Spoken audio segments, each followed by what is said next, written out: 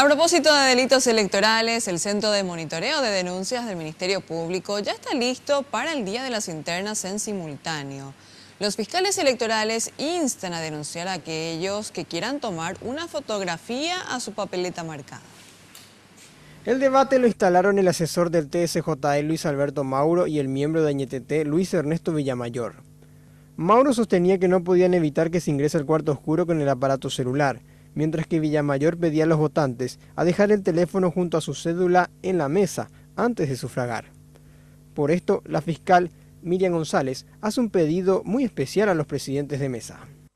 Dependería del presidente de la mesa también llegar a un acuerdo con todos los miembros de la mesa, y como ya se encuentra prohibido por nuestro código electoral y también los carteles que van a estar allí para crear conciencia, entonces sería lo más efectivo que el presidente de mesa justamente insista con ese tema.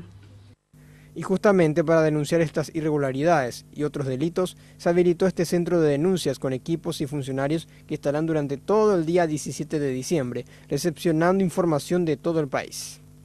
La idea es acompañar el proceso eleccionario antes, durante y después dentro de las internas de los partidos políticos. Esperamos nosotros como Fiscalía General que nos encaminemos por el proceso institucional de fortalecimiento de la democracia. Fueron designados más de 20 fiscales electorales y casi 100 para casos ordinarios.